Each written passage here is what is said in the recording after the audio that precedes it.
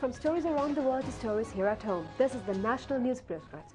Pleasant evening. I'm Lanjali Ananda. And I'm Tarak Eterachi. First, a look at the stories making the headlines this evening. The president says that politicians and state officials must get together to build a country without differences. The Prime Minister says that the aim is to create a trained labour force in Sri Lanka in the next 10 years. Construction of third and fourth stages of the Southern Highway has been completed. A retired life for tamed elephants as well. Galle is among the 13 most beautiful towns in Asia.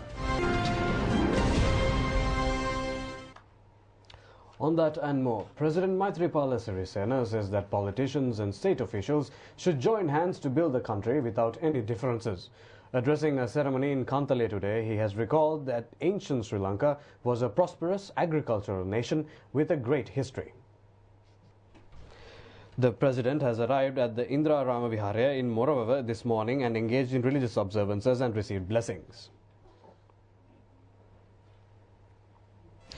Thereafter, he has unveiled a new Samadhi Buddha statue and a commemoration plaque.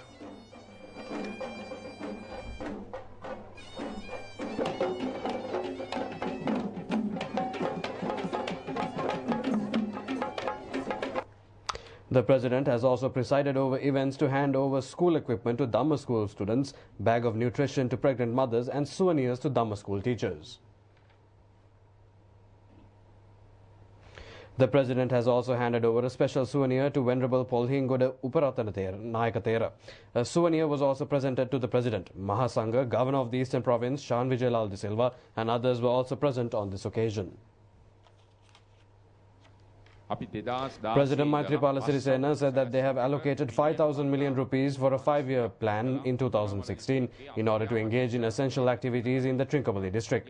He also said that through his initiatives, work on 74 reservoirs has been completed. Construction activities are taking place in 20 other reservoirs. The president added that the only alternative left for the people in these areas is to earn a living by engaging in paddy farming.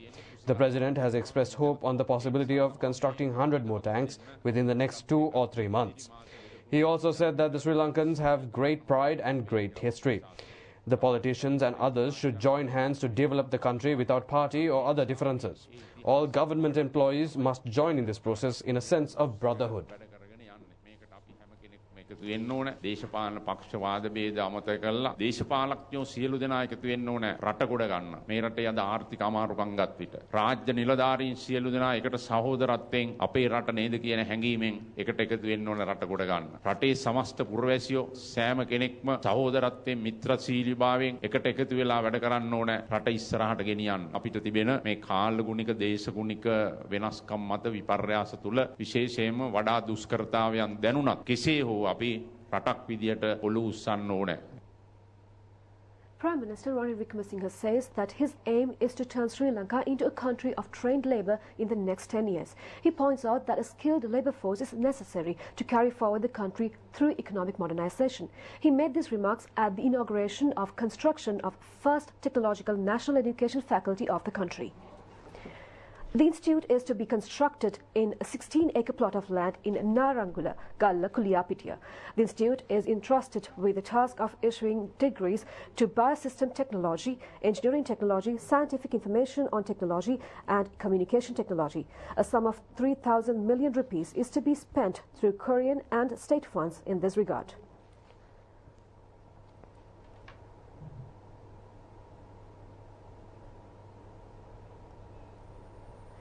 Prime Minister Ranil Wickremesinghe has also declared open the new medical faculty at the Northwestern University. The Prime Minister laid foundation stone for the construction of a teaching hospital at the Kuliyapitiya Base Hospital. 17 million rupees will be spent in this connection. The Prime Minister has also laid foundation stone to carpet the Ilukhena-Bowatha Road and declared open the Ilukhena-Berewava Road. The newly constructed tunnel system in front of the Kuliyapitiya bus stand was also declared open by the Prime Minister. The Prime Minister inaugurated the construction of the common market complex in the Kuliyapitiya town. The Prime Minister laid foundation stone for a new library building at the Kuliyapitiya town to be constructed at a cost of 135 million rupees.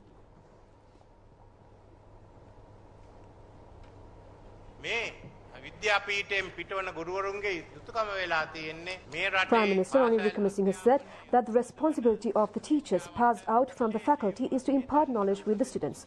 He also said that his aim is not to leave any untrained labour. There is no untrained labour in Japan or Korea. He said that one of their aims is to provide computer tabs to students in year 12 and 13 in schools from next month. This faculty will be provided to all national schools. Therefore, such computers will be handed over to provincial schools as well. The Prime Minister has pointed out that it is necessary to modernize the economy in order to bring the country forward. New knowledge is needed in this regard, and we cannot go forward without knowledge. The next 5 years have been reserved for economic renewal. The Premier said that they have set aside a large amount of money for education, health and social sectors.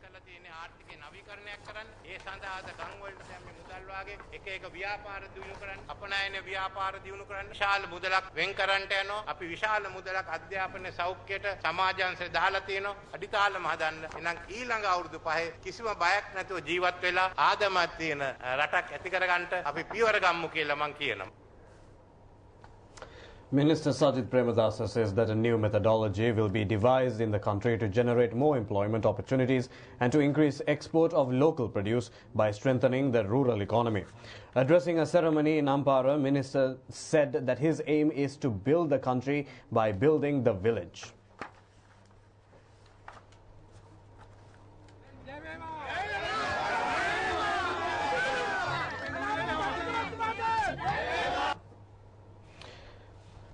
The minister has also declared open a newly constructed Sri Ratanadhamma School Hall at the Digavapi Parivara Chaitya Rajamahawihare built under the Sisudam Sevana program.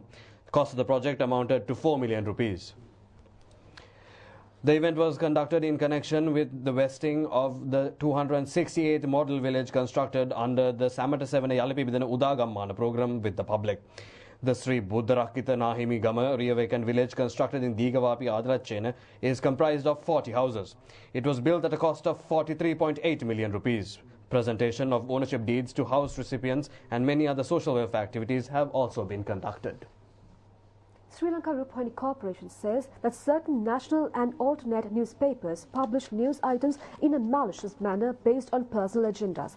Legal action has already been taken against such institutions which propagate false news. It has been pointed out that certain national and alternate newspapers have published news items and features with the aim of misguiding the readers based on false and insulting information in a manner to damage the reputation of Sri Lanka Rupavahini Corporation and its administrative authority. The resources that formed the foundation of these stories were completely devoid of reasoning and standards. The foundations of many news items were not based on accepted methodologies. Sri Lanka Rupavahini Corporation has already sent letters of demand against the news and features of the relevant institutions created in a unilateral perspective. This is the procedure adopted in advance of taking judiciary measures. Complaints have also been filed at Sri Lanka Press Commission regarding certain false news items and features. The SLRC administration says some of these complaints are presently being investigated. The national television expresses its displeasure over certain alternate and national newspapers with the reputed history, publishing such information without any examination following a hidden political agenda. Sri Lanka Rupavahini Corporation is a media institution engaged in a national endeavour by presenting to viewer balanced news. The SLRC adds that it gives equal opportunities to all political groups in its news and current affairs programs. The SLRC further says that its present management focuses special attention on balance in politics of news and other programs. The policy of the national television is to provide opportunities to all groups disregarding ethnicity, social sexuality, religion, gender and caste. The corporation acts as a bridge to create a future stage between the people and the government. It is telecasting many programs with the objective of achieving economic prosperity of the nation. Unlike majority of other television channels, the SLRC is not motivated with fulfilling commercial objectives. Therefore, Sri Lanka Rupavahini Corporation extends its commendations over certain newspaper institutions which attempts to secure its ulterior political objectives by making absurd accusations against the national television. It further points out that the national television has never published any news item in recent history to tarnish the honor of any media person of a state or private media institution. Therefore, the SLRC engages in its media endeavor with commitment and pride by conforming to media standards. The corporation was engaged in such measures in order to declare its responsibility, commitment and comradeship with other media institutions. However, the national television says that it does not agree with the civility of certain media based on extremism and sabotage devoid of policies. It adds that what is more important is that the corporation considers it as a responsibility to reveal its accuracy and to act against efforts to breach spectator confidence on national television. Construction of the third and fourth sections of the southern highway extension from Mathara to Hambantota via Mattala has been completed.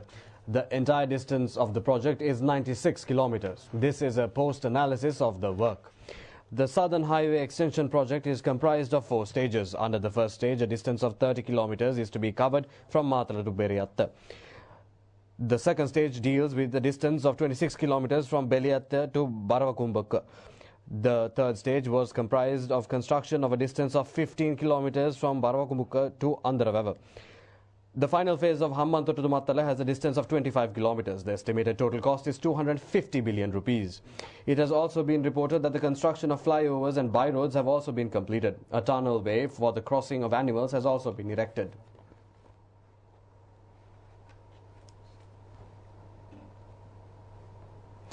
A special feature of the project has been the minimization of environmental damage. Construction of towers over agricultural valleys, water tunnels and elephant fences are some of the measures taken in this connection.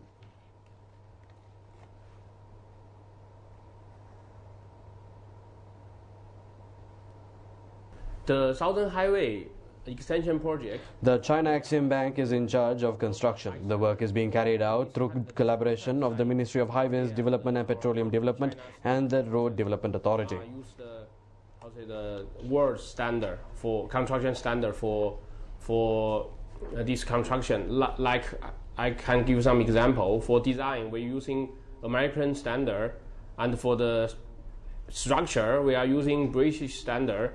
And for the pavement, we are use Australia standard. So we are using all the high standard for this project. The road from Baravakumbaka to Andaravava, constructed under the third stage, consists of a 600-meter long bridge across the Valave River. The highway runs through the Mahavali agricultural region in the Valave Valley.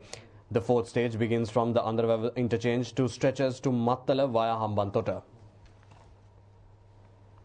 When travelling in the second and third phases of the highway, the motorists are able to enter the other roads through the Baravakumbaka, Suryavava and Andaravava interchanges and Hambantota entrance in Mattala. It has also been pointed out that the first time in Sri Lanka, this highway facilitates entering from one highway to another via the Southern Highway Road extension. The CNN Travel International magazine has included Galle among the 13 of the most beautiful towns in Asia. The classification has been made taking into consideration of its historic and enchanting atmosphere as well as the pride of the town. The ancient town of Hoi An in Vietnam has topped the list of the 13 most beautiful towns throughout Asia. The other inclusions were Yufyan in Japan, Georgetown in Malaysia, Gandruk in Nepal and Phuket in Thailand. Most of the historic places of the Galle town, named as the UNESCO World Heritage, were built during the Portuguese era. The Dutch, who ruled the coastal areas of the island in the 18th century, had added many inherent urban features in the town. The Galle Cricket Stadium is regarded as one of the most beautiful cricket stadiums in the world. The Galle Fort is regarded as the biggest fort built during the era of Western colonial administration. We continue with your local stories. The Borah Global Conference is scheduled to commence in Colombo tomorrow. The theme of the event is We Have Confidence in Sri Lanka. It will be conducted at the Borah Mosque in Bambalapitiya till the 12th of this month. Spiritual religious leader of the Borah community, Syed Dana, will also take part in the program. Nearly 30,000 Borah members from 30 countries are scheduled to attend this annual event. The global summit of the Borahs was held in the US last year. It is conducted in Sri Lanka this year according to a special request of the local Borah Council. It has also been pointed out that the holding of this event is a fine opportunity to declare to the world that Sri Lanka is a suitable country for tourism. After the Easter attack, around 3,000 rooms of 5-star tourist hotels in Colombo have already been reserved for Borah representatives attending the conference. Sri Lanka is expected to receive foreign exchange more than $31 million as a result of the summit. Police say that a special traffic plan is being implemented during the period a conference is taking place.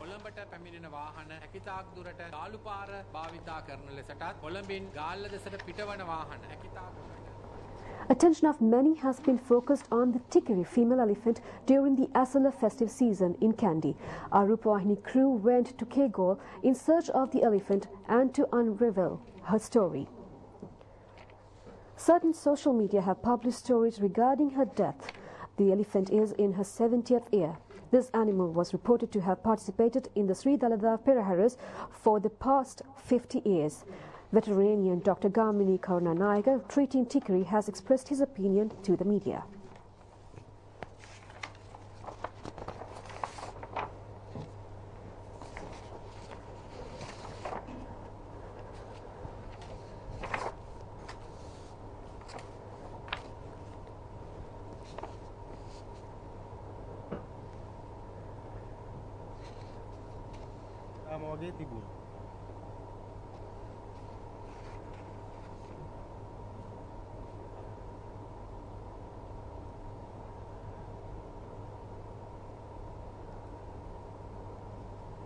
Owner of Tikiri the elephant is Tilakaratne, who shows extreme compassion to the beast. He said that a sum of 100,000 rupees is being spent monthly on Tikiri's maintenance. There are nearly 100 tamed elephants in Sri Lanka. Perahara organizers says that the number of existing tamed elephants are not adequate for Perahara purposes.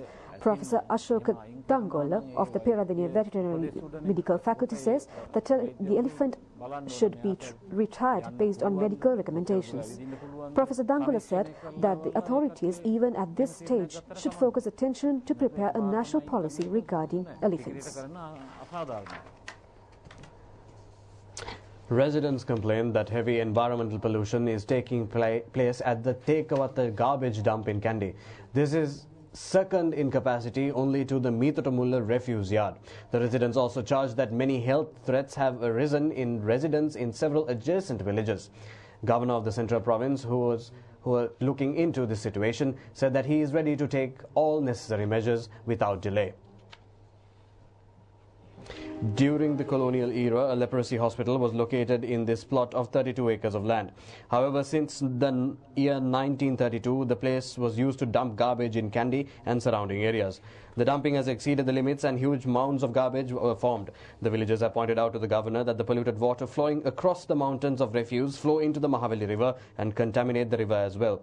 They have also pointed out that 3,000 residents in several nearby villages, including Polwatta, Vigiriya, Ratmale, Banvelgolla, Gohagoda, Madapatagama and Levula are confronted with many health problems as skin diseases.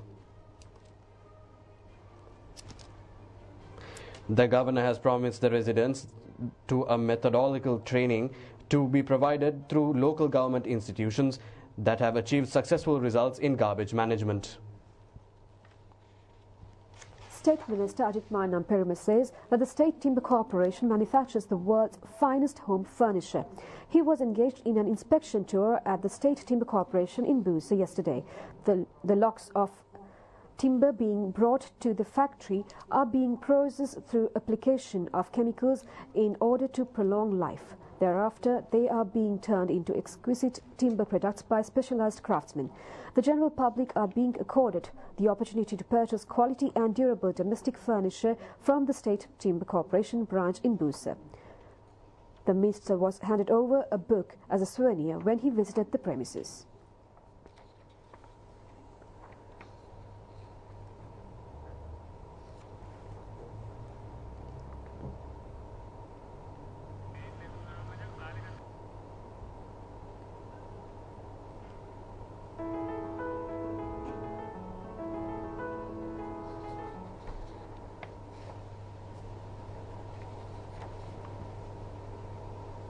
Chandra Bhandara, an A-grade singer of the radio from the 40th decade, has passed away at the age of 88 years.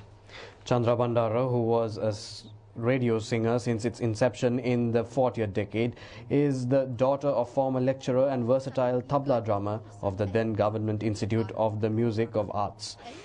She is also the mother of 9 children, including veteran music director Maithripala Bhandara and singer Raju Bhandara. She has sung many songs, including Hadagi Pute, which became immensely popular since 1972. The demise of Chandra Bhandara, who was ailing for some time, was reported day before yesterday. The remains lie at the residence of Raju Bhandara in Meepitia on the Kandy Road, Galle. The funeral is scheduled to take place at the Galle General Cemetery at 6 p.m. tomorrow. Before we wind up, a quick look at the weather forecast. Met Department says that the sea area extending from Mathura to Batticaloa via Portville and from Puttalam to Trincomalee via Kankasanture and Mullaitivu can be very rough at times, as the wind speed can increase up to 70 to 80 kilometers per hour at times.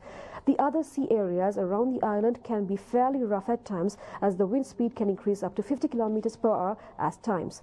It is dangerous fishing activities in above sea areas further. Naval communities are also requested to be vigilant in this regard. Windy condition in the land areas is expected to enhance over the island, particularly in northern, north central and southern provinces and Puttalam, Gampaha and Trincomalee districts, and in the central hilly areas up to 60 to 70 kilometers per hour at times. Wind speed can be increased up to 40 to 50 kilometers per hour at times elsewhere.